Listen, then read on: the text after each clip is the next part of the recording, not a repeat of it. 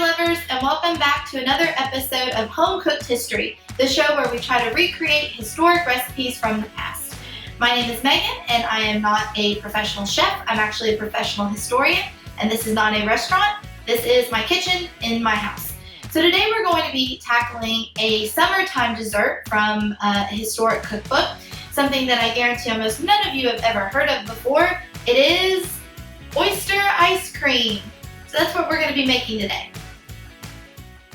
So for this recipe, you're going to need oysters, ham, thinly sliced, 1 white onion, some flour, some heavy whipping cream, a little bit of thyme, and eggs. There are a lot of rumors about oyster ice cream. Some myths suggest that it was actually at the first Thanksgiving dinner with pilgrims. Other myths indicate that it was the favorite dessert of Dolly Madison and that George Washington absolutely loved it. Some of those are based in truth and some of them are not. For instance, we can't verify that oyster ice cream was actually at Thanksgiving. It's very unlikely considering that ice cream kind of made its debut in the Americas in the 1700s.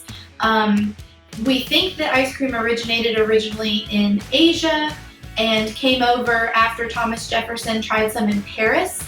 In 1806, he actually served ice cream while in the White House, and there were a bunch of different flavors that were popular, like vanilla and apricot, but oyster ice cream was also on the scene. We've had to modify the quantities of this recipe a little bit, mostly because we are in landlocked Tennessee, and oysters are not the easiest thing to come by. We also don't know how this recipe is going to taste, so before we invest in gallons of oyster ice cream, we thought we'd try it out. So we are modifying the ratios a little bit, so keep that in mind if you try to recreate this at home. I don't know why you would try to recreate this at home, but it might be delicious, so just in case. Today's recipe comes from the Virginia Housewife, which is a historic cookbook from 1824 written by Mary Randolph, who is actually related to Thomas Jefferson. The version of ice cream that she presents, which is the first one that we know of to be in a cookbook and one of the last, we really don't see a lot of recipes after hers appeared. It's a type of, almost of clam chowder that's been frozen. So we're going to see how that goes. Start off by draining and rinsing off your oysters.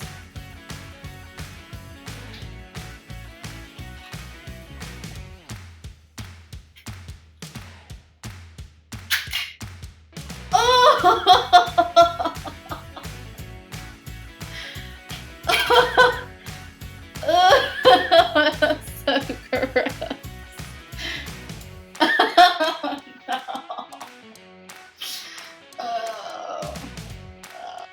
Colonists and subsequent Americans enjoyed oysters and used them for sustenance.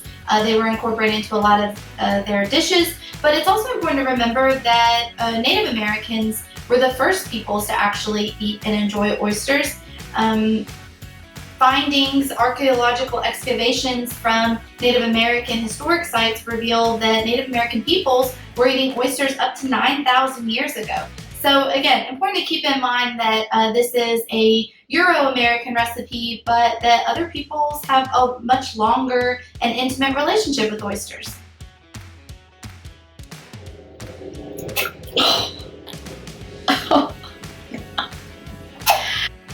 There we are, ladies and gentlemen, our rinsed and drained oysters.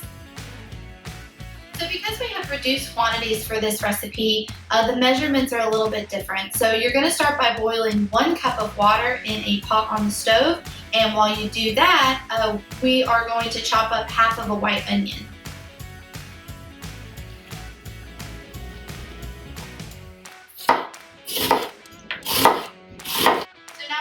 Add 2/3 of our fresh oysters to the pot of water. You're going to save the last third for a later step in the recipe.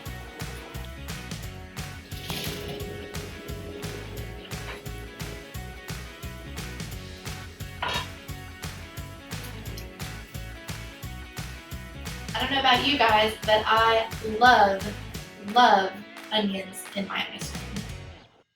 So now we're going to actually add ham, lean ham. So anywhere from half a slice to a full slice. I'm going to cut mine up before I add it, but that's going to be the next ingredient to go into the mixture.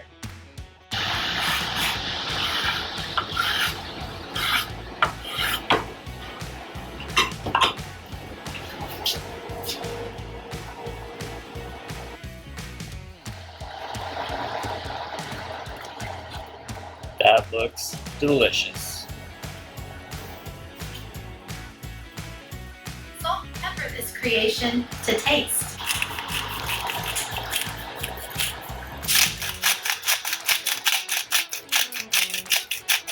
We're going to let our ice cream base, I can't believe I'm even saying that, boil until it's half reduced. So give it a few minutes on the stove and then we're going to return to it for the next step. It's not surprising that oysters featured prominently in historic American dishes. Oysters were plentiful, they were cheap, they were enjoyed by all social classes, so they were a really democratic food. Oysters were especially popular throughout the 17 and 1800s, especially in the eastern part of the country, the Northeast. For instance, New York City was oyster central and they were sold in outdoor markets and sometimes even given away at bars or eating establishments, taverns. So oysters have featured really prominently in American foodways, especially up north. A lot of the popular ice cream flavors were fruity. So you had apricot, raspberry, strawberry, vanilla, but other flavors weren't so much. Coffee ice cream was really popular, tea ice cream, pistachio ice cream, spicy chocolate, and even Parmesan cheese ice cream. Half of our ice cream base has evaporated, it's reduced down, so we are going to pour the mixture through a sieve into a bowl and get out all of the chunky stuff and keep the liquid.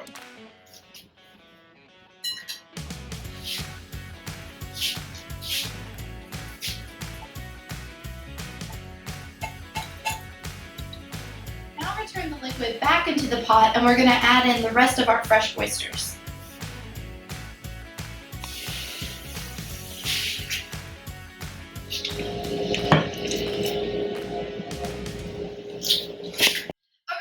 People on the East Coast got to enjoy oysters more often than other folks that were more inland. But changes in technologies during the 1800s completely shifted that. So new railroad networks, new transportation networks, and new canning technologies meant that oysters could be shipped to different places across the country at distances greater than they had ever gone before. So for instance, by the 1840s, there was a huge oyster canning operation in Baltimore, Maryland, and those canned oysters would get shipped to cities throughout the Midwest like Detroit, Chicago, St. Louis, and Cleveland. So we see over time oysters becoming more available and becoming more accessible than ever before. In order to thicken the base and give it a thicker consistency, we're going to add in a couple of things like a little bit of flour, some eggs, and some heavy whipping cream. We're going to take care of that right now. The first thing that we're going to add is 1 egg yolk. Mix it up really, really well. Now you're going to add a spoonful of flour.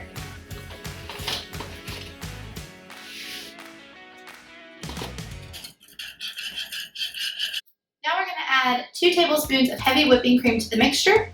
Watch your mixture and make sure that it's not curdling or over boiling. And so this is going to be the last ingredient that we throw in other than a garnish.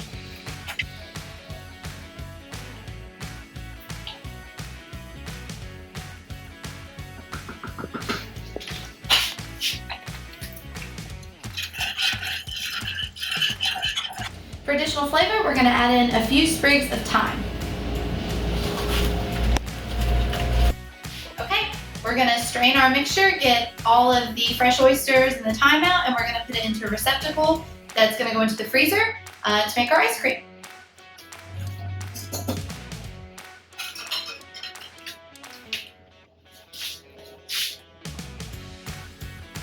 I mean, that can't be right, you know? There's no way. There's no way.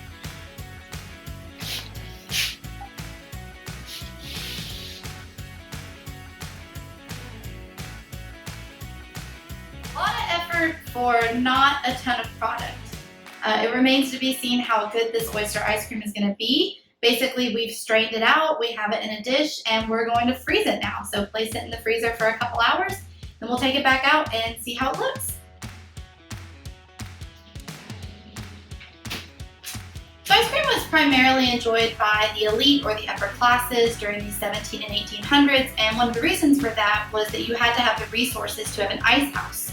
Ice houses kept things chilled or frozen, and basically they were structures that had ice or snow packed in there, and you would use straw or sawdust in order to preserve the temperature of that snow or that ice. So ice cream was indicative of having the money and the kitchen and the resources and the supplies to be able to produce and to keep all of that. So kind of an interesting fact about who got to enjoy ice cream and who didn't.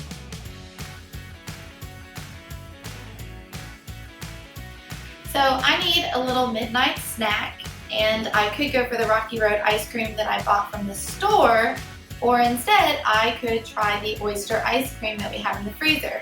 So I guess I'm going to actually do this and try what we created.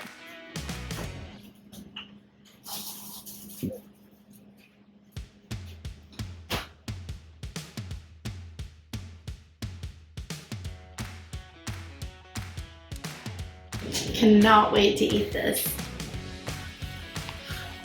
Do I actually do I have to eat this? Okay, for history.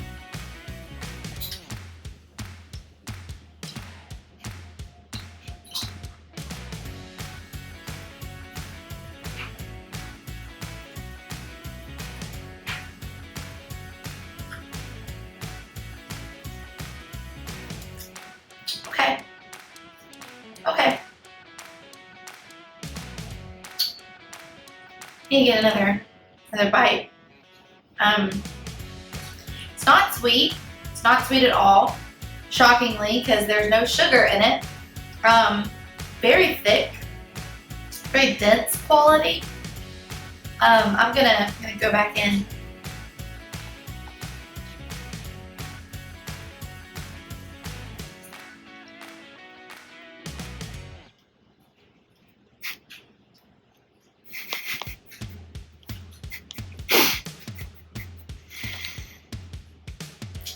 So, oyster ice cream.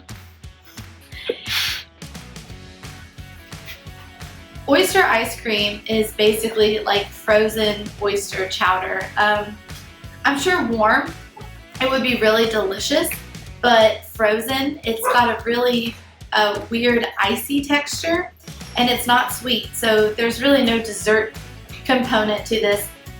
It's not bad. It's not bad flavor. But if you're looking for dessert, I would go elsewhere. So that's our take on oyster ice cream.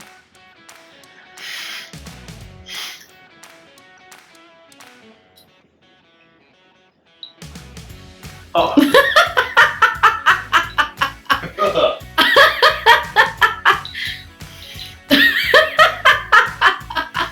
It's like salty and cheesy, and I think if you're like,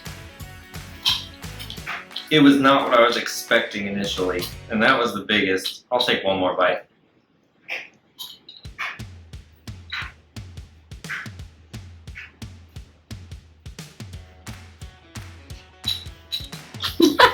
This one's not for me.